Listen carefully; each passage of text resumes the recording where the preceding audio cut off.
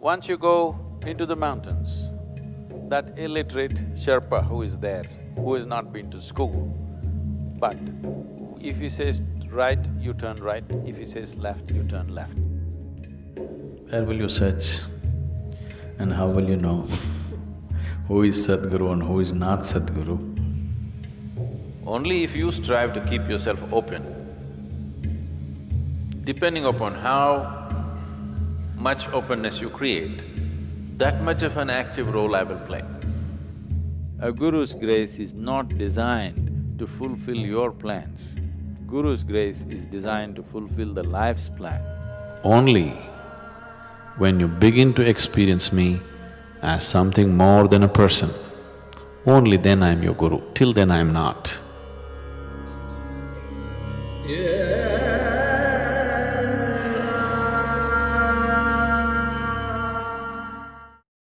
If you could help us understand the role of a guru. When you say a Sadhguru, you're saying an uneducated guru. That's what it means. Because you don't come to a Sadhguru to know about the scriptures, you don't come to Sadhguru to know about rituals.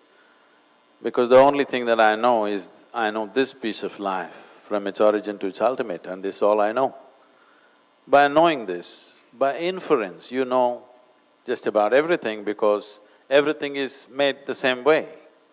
Today there is something called as a constructional theory where they're talking about how the atom and the cosmos are essentially fundamentally same design, only the sophistication and complexity is multiplying. So the amoeba and you and me are made the same way, only the complexity has multiplied. Having said that, in what way is a guru relevant means, you're trying to walk on uncharted terrain. Every year, I trek in the Himalayas, in Nepal and Tibet. Once you go into the mountains, that illiterate Sherpa who is there, who has not been to school, but if he says right, you turn right, if he says left, you turn left. You better do that, otherwise you won't come back.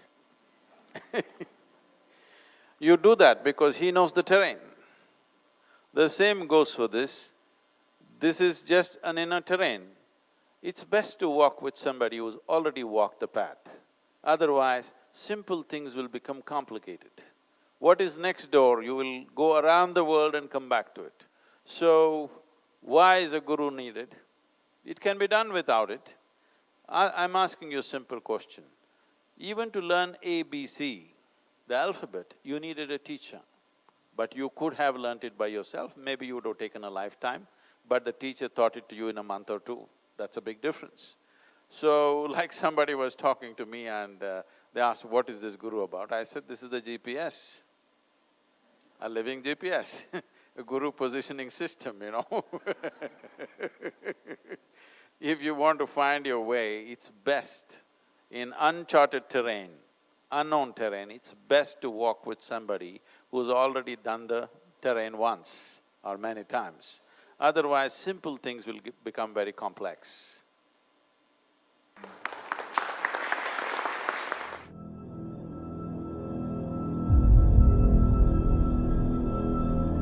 A little over 15,000 years ago, in the upper regions of Himalayas, a yogi appeared. Nobody knew where he came from. His antecedents were unknown, but he looked extraordinary. So people gathered, they waited, they thought he's going to perform some miracle, but he did nothing, simply he sat, unmoving. Only 7 people hung on. These 7 people recognized that this is a fantastic miracle because only someone who has transcended the physical nature can simply sit. Then they begged him, you seem to be knowing or experiencing something that we cannot imagine, please teach us. Then he gave them some few simple preparatory methods and said, you prepare yourself, let me see.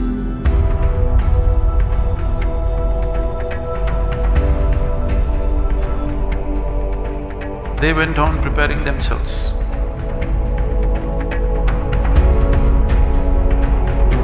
months went into years, years went into decades. 84 years passed. One day, he just looked.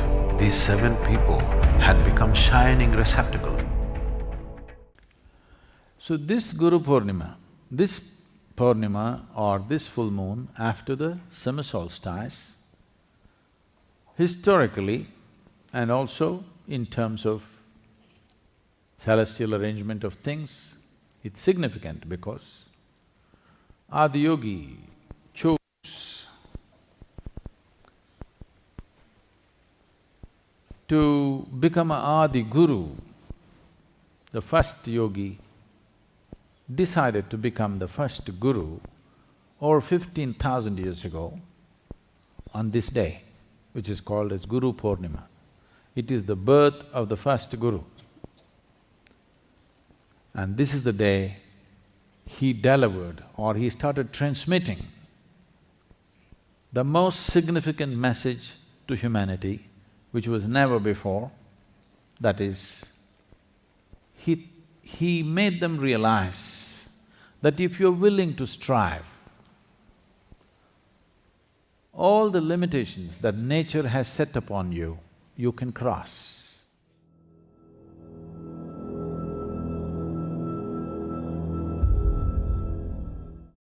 For spiritual life, whether one has to search for a Sadhguru or it happens. Where will you search and how will you know who is Sadhguru and who is not Sadhguru? You have no way to judge, isn't it? So how do I seek something? You just seek. You simply seek, I want to know. The more you become I do not know, the deeper your seeking is, isn't it? Seeking does not mean seeking something. Seeking means seeking that which you do not know. If you have to seek, you should not make any assumptions, isn't it so? You already made an assumption, God is sitting up in the heaven, I am seeking Him. This is not seeking, this is just hallucination. Seeking means simply seeking. Seeking is possible only when a deep I do not know has happened within you. If a vacuum of I do not know happens within you, Sadhguru will happen to you. You don't have to search, because you don't know how to search.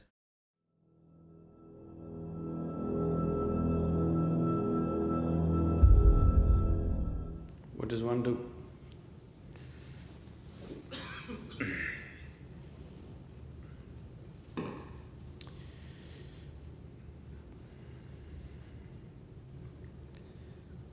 If you want to do it yourself, that's one way.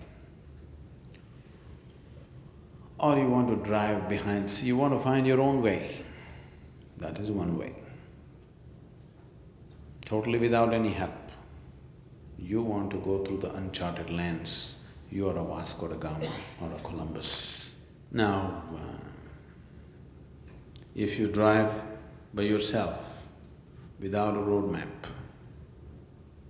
you don't know what is just next building to get there. You may go round the world and get there. Or in the process of going around the world, you may just get lost or fall dead. Yes, not everybody has the endurance to complete the journey of that kind, which is of uncertain duration, isn't it? Or you go with a road map. Somebody has told you, this is it, this is it, this is it. You do just that and go with the road map. Still it's your effort, but somebody's guidance. Another way is you drive behind somebody. That's another way. Another way is, even if you drive behind somebody, there are risks of losing the taillights and getting lost. Another way is, you just get onto somebody's bus. If you just get onto the bus, you sit there and you sleep off, still you reach the destination, isn't it? That's another way. So what is it that you're ready for is something that you have to decide.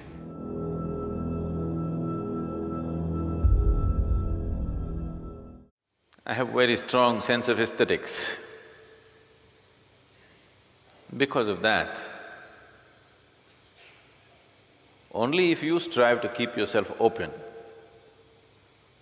depending upon how much openness you create, that much of an active role I will play. If you allow me, I will even decide what you should eat for your breakfast. Not as an imposition, but as a natural choice. I'm saying in the most mundane things, also it can find expression. So you're going to come and between idli and dosa you will choose for me? Not like that. You're walking on the street. Whether you step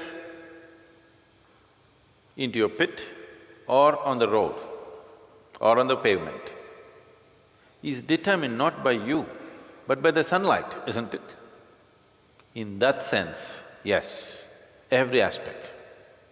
If you are willing, if you want to have your own life, it's up to you. You want me only to influence your spiritual life only, I am fine. Some people see sunlight only when they go on a vacation, once a year. Some people, every day in the morning, they wake up early in the morning just to welcome the sun. That's your choice. I'll leave that to you.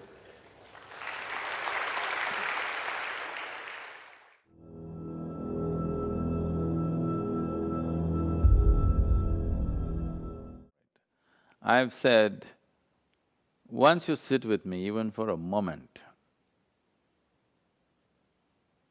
then there is no such thing as privacy in your life. So the moment you sat with me, particularly initiated by me, after that there's no such thing as whether it is on or not, it is on all the time. It is just that you are expecting grace just to fulfill your plans. Most people are only expecting grace to fulfill their plans because this is an old habit of going to the temple, church or mosque and telling God what he must do. If he does not do, you will change your God. So this is an old habit. So grace is not about fulfilling your plan. Grace is about fulfilling life's plan for you. This is not about fulfilling your petty plan because every day your plans keep changing. At different stages in your life, many times you thought this is it and next moment you change your decision. So, grace, a guru's grace is not designed to fulfill your plans. Guru's grace is designed to fulfill the life's plan. You as a piece of life, to fulfill its plan, to make life arrive at its fulfillment, not to fulfill your immediate plan. You want to go on a vacation, go, Sadhguru, why are you not helping me? This is not about that. So don't every other day keep on questioning, is it there with me, is it not there with me? I won't be wasting my life with you if I could not sustain the support and make it happen.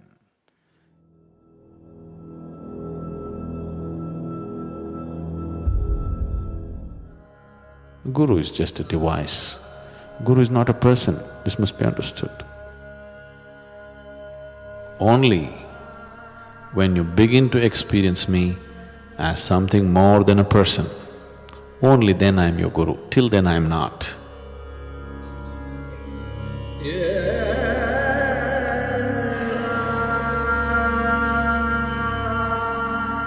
The Guru Purnima is significant because one thing is of a historical significance because this is the day Adiyogi turned himself into a guru after the summer solstice.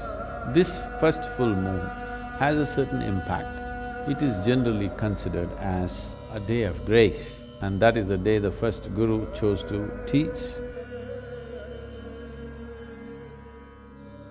So it's significant reminder for us, for every human being on the planet, because everybody lives in their own limitations of body, mind, social structures and strictures, all kinds of things. It is for every human being, it's important to know that there is a way to be beyond these things. That's the reminder of the Guru Purnima.